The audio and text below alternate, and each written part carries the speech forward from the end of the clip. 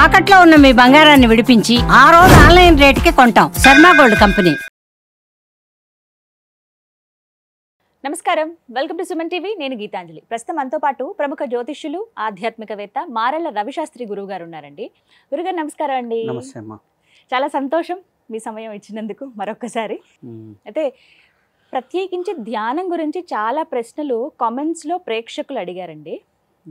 ధ్యానం అనగానే ఫస్ట్ ఒక్కసారి ధ్యానానికి కూర్చోగానే ఫస్ట్ బాగానే ఉంటుంది, 1-2 సెకండ్ల తర్వాత వివిధ ఆలోచనలు మనం చుట్టుముట్టేస్తూ ఉంటాయి. ఆలోచనలు లేని స్థితికి అసలు చేరుకోగలమా? మనసు అంటేనే ఎన్నో రకాల ఆలోచనలు వస్తూ ఉంటాయి కదా, అలాంటి స్థితి అసలు సాధ్యమా? ధ్యానం అసలు ఎలా చేయాలి వివరించండి. ఓం శ్రీ గురుభ్యో నమః. ధ్యానం అంటే మామూలుగా మనకి తెలుసుకుంటే ధ్యాసే ధ్యానం అంటారు. అది జిల్లెలమూడి అమ్మవారు చెప్పింది. అలాగే మనకిప్పుడు బాగా పాపులర్గా ఉంది పిరమిడ్ స్పిరిచువల్ సొసైటీ పితామహ పత్రిజీ గారు. వారు చెప్పింది వచ్చేసరికి శ్వాస మీద ధ్యాస అన్నారు. అలాగే కొంతమంది ఒకదాని మీద దృష్టి పెట్టండి, ఆజ్ఞాచక్రం మీద.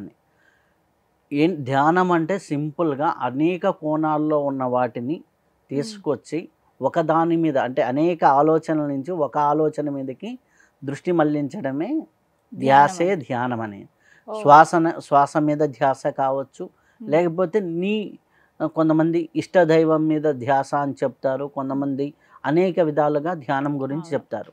మనకి విజ్ఞాన భైరవ తంత్రంలో, అంటే శివపార్వతుల సంవాదంలో విజ్ఞాన భైరవ తంత్రంలో 112 పద్ధతులు ఉన్నాయి.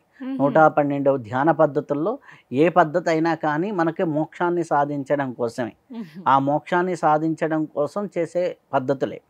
మన ఆత్మతో మన కలయిక కోసం, ఈ యొక్క అలైన్మెంట్ కోసం మనం చేసే పద్ధతే. శరీరము, మనస్సు, బుద్ధి, మన యొక్క ఆత్మ, ఈ 4 ఒకే అలైన్మెంట్ మీదకి రావటం కోసమే చేసే పద్ధతే ధ్యానం అంటే. కానీ అసలు అది సాధ్యం అవుతుందంటారా? అది ఈ యొక్క మధ్యలో ఏమవుతుంది అంటే, ఈ యొక్క మనస్సు బుద్ధిని ఎప్పుడైతే నిద్రపోతాయో శరీరం ఆత్మ ఒకటవుతుంది. ఈ మనస్సు ఆలోచనల పుట్ట, బుద్ధి తన యొక్క విచక్షణ వివేకము, అది కూడా ఒక రకమైన ఉన్నతమైన ఆలోచనలు, లోయర్ ఫ్రీక్వెన్సీ ఆలోచనలు అని చెప్పొచ్చు. ఇవన్నీ ఎట్లా ఉంటాయి ధ్యానంలో ప్రారంభించినప్పుడు అంటే, సింపుల్ ఎగ్జాంపుల్గా చెప్పాలి అంటే, మనం ఇల్లు క్లీన్ చేస్తున్నాం, ఇంట్లో డస్ట్బిన్ ఉంది. డస్ట్బిన్ ఉన్నప్పుడు కదిలిచ్చామనుకోండి డస్ట్బిన్ని, ఏమవుతుంది? ఇంట్లో అప్పటి వరకు ఉన్న స్మెల్ కంటే ఎక్కువ స్మెల్ వస్తుంది ఖచ్చితంగా. అవునా? అప్పుడు ఇంకా కదిలిస్తూ ఉన్నాం, మొత్తం క్లీన్ చేసాం. క్లీన్ చేసిన తర్వాత డస్ట్బిన్ మొత్తం తీసి బయట పెట్టేసాం, అయినా స్మెల్ ఉంటుంది. కొంతసేపు తర్వాత ఆ మొదట ఉన్న స్మెల్ కంటే తగ్గిపోతుంది, అంటే ఇంకేమీ లేకుండా నీట్గా అయిపోతుంది. దీనికి ఒక 1/2 అవర్ టైం పడుతుంది. అలాగే మనం స్నానం బయట బాగా తిరిగి వచ్చాము, స్వెట్ వస్తుంది, స్వెట్ నుంచి ఒక స్మెల్ వస్తుంది. ఆ స్మెల్ మనకే ఇరిటేషన్గా ఉంటుంది. వెళ్ళి స్నానం చేస్తే క్లియర్ అయిపోతుంది, శుభ్రం అయిపోతుంది. అలాగే శరీరానికి స్నానం ఎలాగనో మన మనస్సుకు ధ్యానం అలాగా. సింపుల్గా అర్థం చేసుకోవాలి. శరీరానికి మనం స్నానం చేస్తున్నాం, మనకున్న మురికి పోతుంది. బ్రెయిన్లో ఉన్నటువంటి మురికిని తొందరగా కడగరు ఎవరు కూడా, అది అలానే స్టోర్ అయిపోతూ ఉంటుంది. ఎప్పుడైతే నువ్వు ధ్యానంలో కూర్చోగానే నీ ఇంట్లో డస్ట్బిన్ కదిలిచ్చినట్టుగా నీ ఆలోచనలో ఉన్న చెత్తలన్నీ నీ ముందుకు వచ్చి కూర్చుంటాయి. ఖచ్చితంగా వస్తాయి. ఆలోచనలో ఉన్నటువంటి చెత్తలన్నీ ఎప్పుడైతే నీకు ఆ చెత్త అంతా కదలంగానే ఎక్కువ ఆలోచనలు వస్తూ ఉంటాయి. అయినా నువ్వు శ్వాస మీద ధ్యాసే పెడుతున్నావు అనుకుందాం, శ్వాస మీద ధ్యాసని నీకు ఆలోచనలు వస్తూ ఉంటాయి, ఆలోచనలు వదిలేసి శ్వాస మీద ధ్యాస పెట్టాలి. ఎలా అంటే నువ్వు ధ్యాస ఎలా ఉండాలి అంటే సాక్షిభూతంగా ఉండాలి. ఏ విధంగా సాక్షిభూతంగా అంటే, ఒక నది పక్కన నువ్వు నిల్చున్నావు, నదిలో ముందర వెళ్ళేటప్పుడు ఏదో ఒక కొయ్య ముక్క వెళ్ళింది, చూస్తూ ఉంటావు. ఏం చేస్తావు? పక్కన కూర్చొని చూస్తూ ఉంటావు. కొంతసేపు తర్వాత ఏదో ఒక పూల చెట్టు వెళ్ళింది నదిలో కొట్టుకుంటూ, చూస్తూ ఉంటావు. ఎవరో పూజ చేసి పూలు వేశారు, పసుపు కుంకాలు వేశారు, అది వెళ్తూ ఉంటే చూస్తూ ఉంటావు. అలాగే కొంతసేపు తర్వాత ఒక డెడ్ బాడీ వెళ్తూ ఉంది, అది చూస్తూనే ఉంటావు. మంచి చెడుల్ని ఓ పక్కనున్న వ్యక్తి ఎలాగైతే చూస్తుంటాడో, ఒక టీవీలో జరిగే సినిమాని కానీ ఒక స్క్రీన్ మీద జరిగే సినిమాని ఎదురుగా ఉండి ఆ కథలో లీనమై నువ్వు ఎలా చూస్తూ ఉంటావో, నీది కాదు ఆ కథ అన్నట్టుగా నువ్వు ఎట్లాగైతే చూస్తూ ఉంటావో, అలాగని నీ ఆలోచనల పుట్ట ఓపెన్ అయినప్పుడు ఆ ఆలోచనలో నువ్వు పడకుండా, ఆ ఎమోషన్స్లో నువ్వు పడకుండా సాక్షిభూతంగా నువ్వు దర్శిస్తూ ఉండాలి. సాక్షిభూతంగా ఓకే, ఏదో భర్తతో ఇష్యూ ఉంది, ఆ ఆలోచన బయటకు వచ్చింది, ఓకే అది నా తప్ప ఆయన తప్ప అని మళ్ళీ నువ్వు ఆ ఎమోషన్లోకి వెళ్ళకూడదు. ఓకే అది థాట్ వచ్చింది, ఓకే అది వెళ్ళిపోతుంది. తర్వాత పిల్లల ఇష్యూలో ఏదో వచ్చింది థాట్, అది వచ్చింది. లేకపోతే పాస్ట్ మెమరీలో నుంచి ఒక థాట్ వచ్చింది, అది వెళ్ళిపోయింది. లేకపోతే ఓ ఫ్రెండ్ ఇలా చేసింది, ఆ థాట్ వచ్చింది, వెళ్ళిపోయింది. అలా మనకి ఒక్కొక్కటి వెళ్ళిపోతూ ఉంటే ఆటోమేటిక్గా చివరికి మనకేమవుతుంది, మనకి అవన్నీ క్లీన్ అయ్యి ఒక 40 రోజులకో ఒక 60 రోజులకో ఆటోమేటిక్గా ధ్యాన స్థితి అనేది ప్రారంభమవుతుంది. 40 రోజులు అయితే ఖచ్చితంగా పడుతుంది. అయితే అంటే వాళ్ళ స్థితి, చెత్తని ఎక్కువ పోసుకున్న వాళ్ళకి కొద్దిగా ఎక్కువ టైం పడుతుంది. చెత్తని ఇప్పుడు అదే పిల్లల్ని కూర్చోబెట్టామనుకోండి, స్కూల్ పిల్లలకి అప్పుడప్పుడు మెడిటేషన్ చేయిస్తున్నప్పుడు వాళ్ళకి ఫస్ట్ డేనే వాళ్ళకి ఎక్స్పీరియన్సెస్ వస్తాయి. వాళ్ళకి ఫస్ట్ డేనే వాళ్ళకి అనుభూతులు కనిపిస్తాయి. ఎందుకు అంటే వాళ్ళది ప్యూర్ వాటర్ లాగా ప్యూర్గా ఉంది, వాళ్ళు ఏ కల్మషం లేదు. కల్మషాలు ఎక్కడి నుంచి మొదలవుతాయి? 14వ ఏట నుంచి మొదలవుతాయి. 14వ ఏట నుంచి ఒక్కొక్క కల్మషం అక్కడి నుంచే మనస్సు యాక్టివేట్ అవుతుంది. అదే టీనేజ్ అంటాం మనం. 14 నుంచి 21 వరకు మనసు యాక్టివేట్ అవుతుంది, 21 నుంచి 28 వరకు బుద్ధి యాక్టివేట్ అవుతుంది. ఈ ఏజెస్ ఉన్నాయన్నమాట. ఆ మనసు ఎప్పుడైతే యాక్టివేట్ అవుతుంది, మీకు 14 లోపల పిల్లల్ని అడగండి, నీకేమి ఇష్టం అమ్మా అన్నాం అనుకోండి, ఏదైనా పర్వాలేదు వాళ్ళకి. ఓకే పడిపోతుంటారు 14 లోపల. ఆ 14 నుంచి ఎప్పుడైతే ఆ ఏజ్ మారిందో మనస్సు యాక్టివేట్ అవ్వడం మొదలుపెట్టింది, నాకు అది వద్దు ఇది కావాలి ఇది అనమాట. మనస్సు అంటేనే కోరికల పుట్ట.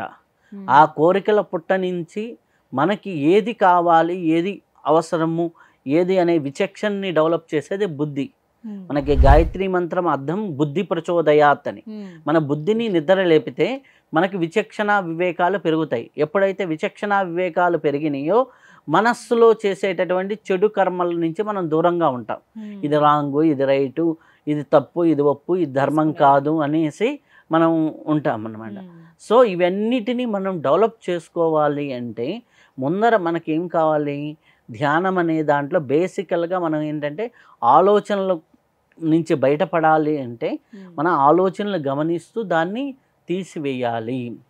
ఇప్పుడు ఫస్ట్ మనకు ఫర్ ఎగ్జాంపుల్ ఎవరింట్లో అయినా ఎవరైనా చనిపోయారు అనుకున్నాం, ఫస్ట్ డే వాళ్ళకి ఎట్లా ఉంటుంది ఆలోచన? చాలా తీవ్రంగా ఉంటుంది, కుమిలిపోతుంది. రెండో రోజు ఒక 2 నెలల తర్వాత మళ్ళీ యథావిధిగా అయిపోతారు. ఒకవేళ ఆలోచన వచ్చినప్పుడు 1 or 2 minutes ఉంటుంది. అలాగే ఒక సంవత్సరం తర్వాత యాక్సెప్టెన్స్లోకి వెళ్ళిపోతాం. వచ్చినప్పుడు వాళ్ళ క్లోజ్ అయితేనేమో క్లోజ్గా ఫీల్ అవుతామంతే. అలాగే మనం ధ్యానంలో మొదటి రోజు వచ్చినప్పుడు ఆలోచనల తీవ్రత ఇంతగా కనిపిస్తుంది ఒక భూతంలాగా, రెండో రోజు తగ్గిపోతుంది, మూడో రోజు తగ్గిపోతుంది, 4వ రోజు తగ్గిపోతుంది, 5వ రోజు తగ్గిపోతుంది, ఒక 40వ రోజుకు ఒక 60వ రోజుకు వచ్చేసరికి ఈ ఆలోచనలన్నీ మన ఎన్ని ఇయ్యాయి కదా అనే ఒక స్థితికి వచ్చేస్తుంది. కానీ ఏ ఆలోచన వచ్చినా కూడా దాని లోపలికి మళ్ళీ వెళితే మళ్ళీ సైకిల్లోకి వెళ్తారు, సైకిల్లోకి వెళ్ళి మళ్ళీ ఆ ఎమోషన్లో తిరుగుతారు. దాన్ని సాక్షిభూతంగా చూడాలి.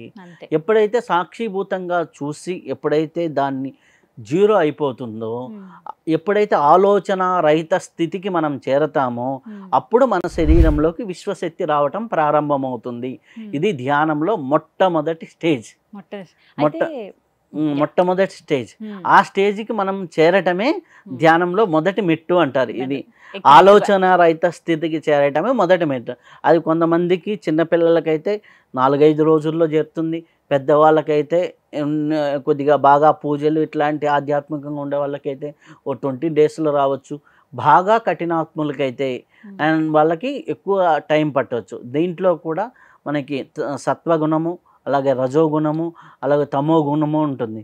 తమో గుణం వాళ్ళని కూర్చోబెట్టామనుకో ధ్యానం పేరుతో నిద్రపోతారు. రజో గుణం వాళ్ళతో పెడితే అది ఇది కోరికలు థాట్ పవర్ ఎక్కువ ఉంటుంది. సత్వగుణం వాళ్ళకి చాలా ఫాస్ట్గా ధ్యానం కుదరటం అనేది జరుగుతూ ఉంటుంది. దీనికి ఏంటంటే కొన్ని టెక్నిక్స్ ఉన్నాయి. ఎక్కువ తొందరగా ఆలోచనలు ఎట్లా నుంచి బయటపడాలి, ఫాస్ట్గా ఎట్లా బయటపడాలి, ఫాస్ట్గా ఎలా బయటకు రావాలి, బుద్ధిని ఎట్లా బ్యాలెన్స్ చేసుకోవాలి, ఇలా కొంతమంది గురువుల దగ్గర టెక్నిక్స్ కూడా ఉంటాయి. ఆ టెక్నిక్స్ ఇంకా నేర్చుకుంటే చాలా ఈజీ అవుతుంది ఆలోచన రహిత స్థితి చేరడానికి. ధ్యానంలో మొట్టమొదటి మెట్టు అనేది చెప్పారు. అయితే ధ్యానం ఇన్ని నిమిషాల పాటే చేయాలి అని ఏమన్నా రూల్ ఉంటుందా గురుగారు? అంటే సహజంగా ధ్యానాన్ని ఎవరి ఏజ్ ఎంత ఉందో అన్ని నిమిషాలు చేయమంటారు. ఎవరి ఏజ్ ఎంత ఉందో అన్ని నిమిషాలు. ఎందుకంటే ఒక 10th క్లాస్ చదివే అబ్బాయి ఉన్నాడు అనుకో, 15 years, వాళ్ళకి 15 minutes చాలు. ఒక టీనేజర్ ఉన్నాడు 20 minutes చాలు. ఒక సంసార్ ఉన్నాడు, వాళ్ళకి చెత్త ఎక్కువ ఉంటుంది కదా అనమాట. ఒక 60 ఏళ్ళ వాళ్ళకి ఇంకా చెత్త ఎక్కువ ఉంటుంది. సో ఎవరి ఏజ్ ఎంత ఉందో అంత మినిమం, మ్యాక్సిమం వారి వారి స్థితిని బట్టి వాళ్ళ ఇష్టాలు. మొదట అసలు ఎన్ని నిమిషాల నుంచి ప్రారంభిస్తే మంచిది అంటారు? కొంతమంది అంటారు కూర్చోగానే డిస్ట్రాక్షన్స్ అండి అని అంటారు. ఆ డిస్ట్రాక్షన్స్ వదిలేసి ఫస్ట్ ఆసన సిద్ధి కావాలి, ఫస్ట్ కూర్చోవడం అలవాటు అవ్వాలి. కూర్చొని వాళ్ళు ఫస్ట్ కూర్చోవడం, ఒక మంచి మ్యూజిక్ పెట్టుకొని వింటూ ఉంటాం, మంచిగా సౌండ్ని వింటూ మ్యూజిక్ని పెట్టుకొని వింటూ ఉంటాం. ఇట్లాంటివి చేస్తూ కళ్ళు మూసుకొని వెళ్తూ ఉంటే కొంత కొంత కొంత కొంత క్లియరెన్స్ అనేది జరుగుతూ ఉంటుంది. ముందర ఫస్ట్ ఒక 1/2 hour కూర్చోవడం ప్రాక్టీస్ చేయాలి. మీకు ఇష్టం ఉన్నా లేకున్నా ఫస్ట్లో ఒక 1/2 hour, అలా ఒక 60 days కానీ చేయగలిగితే తెలియకుండా మీకు అలవాటు అయిపోతుంది, కూర్చోగలుగుతారు. మొత్తంగా సాధన చేసేవాళ్ళు ప్రత్యేకించి మెడిటేషన్లో ఉండాలి. ఇంకా మేము హయ్యర్ స్టేజ్కి వెళ్ళాలనుకునే వాళ్ళు అసలు మొట్టమొదటి మెట్టు ఎలా ఎక్కాలి ఏమిటి అనేది సందేహాలన్నీ కూడా నివృత్తి చేశారు గురువుగారు. ధన్యవాదాలండి. ధన్యవాదాలు.